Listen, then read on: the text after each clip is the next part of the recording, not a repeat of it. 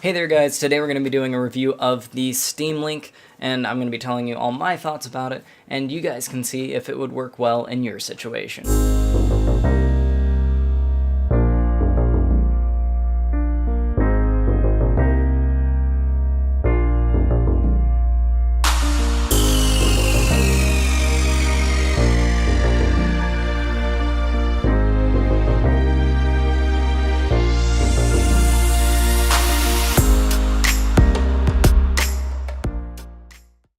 So to start out, let's talk about the whole setup process and everything, and kind of starting from the box. So with the Steam Link, you get, of course, the Steam Link. You also get an HDMI cable, Ethernet cable, and the power connector to hook it up so that you can get it up and running with the cables in the box, and you don't have to worry about planning to have an Ethernet cable spare or HDMI spare. You can just have everything you need right in the Steam Link box and have it ready to go. Setup is very easy. All you need to do is plug in all of the connectors, the HDMI to your TV, power into the Steam Link, and then Ethernet into Ethernet if you want to use it that way, or if you want to use it over Wi-Fi like I do, you can just connect it to the Wi-Fi once you have it all set up, and you just kind of turn it on. It'll instantly ask to connect to a network, and then once it connects to a network, it'll scan for a computer, and if your computer's on with Steam open, it'll detect it. You just click to connect on the Steam Link, and then a code pops up on the computer that you have to type in just for the initial setup, and then after that, all you have to do is click on the computer when it shows up that it has seen it over the network, and you can play your games just by hitting a play button, and it's actually just super easy plug-and-play operation, and there's hardly any setup required to use the Steam Link. It isn't simple enough that cats can do it though, so if you were planning on having your cat set it up for you, that's probably not going to work. Mine didn't even know what it was. The Steam Link does have native PlayStation controller support, so you just plug in a USB cable, hit the PlayStation button, and then it should pair to the Steam Link, and then you can unplug it from the USB cable and be able to use that controller over Bluetooth, just like you would with the PlayStation. Same pairing process and everything, and it even displays which controller it is on the back of the controller when it's connected to the Steam Link, so that's great there. Except games will still display all of the controls in Xbox controller format, unless the game offers the option to change it to a PlayStation, because that's all coded into the game, so they couldn't really do anything with that on the Steam Link, so it's just up to the game developer to have the PlayStation control layouts as an option. Most don't. You might be able to mod it in, but just keep that in mind if you definitely want to have the correct controller looks on screen. You're going to want to get Xbox controllers. And for Xbox controllers, you will have to hook those up through an Xbox USB hub to the Steam Link itself. And the Steam Link does have 3 USB ports for keyboard, mouse, controllers, whatever you want to connect to it. And then it has, of course, 1 HDMI, 1 Ethernet, and 1 power connector.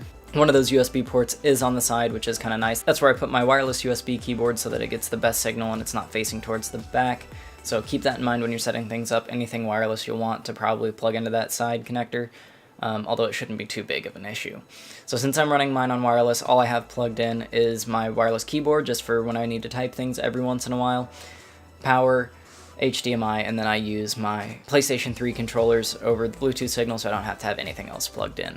The Steam Link can even play non-Steam games. So long as they're added to your Steam library, you'll be able to see them on the Steam Link and be able to click play, and it should work just fine. I've done this with my Rockstar edition of GTA 5 that I don't own through Steam since I own the box set.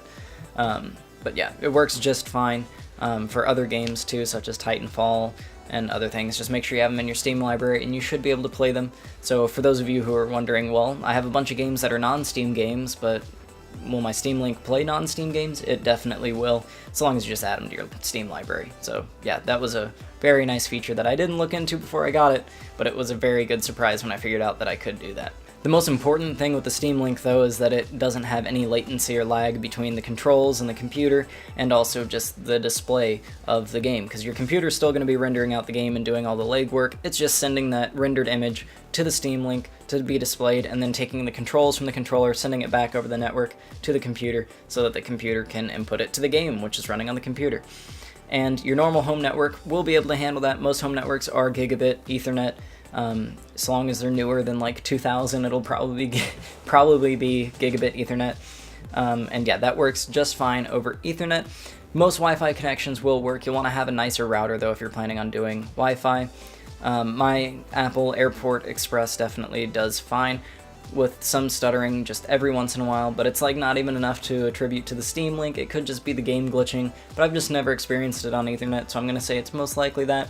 but it's not very often, not often enough that I want to run the Steam Link on Ethernet all the time. It's easier just to run it on Wi-Fi and just have it hooked up wirelessly without having to have an Ethernet cable run to my network switch. The Steam Link makes a great alternative to a home theater PC if all you're planning on doing is playing games. If you want to stream Netflix and stuff, it might not be the best. You could probably figure out how to stream Netflix to it from your computer, but still, if you're planning on just playing games, don't worry about building your own home theater PC to play games on. Just get a Steam Link because it does work very well with almost no latency at all. And yeah, it's a super great experience. I think it's worth $60 even though I paid $1 while it was on sale.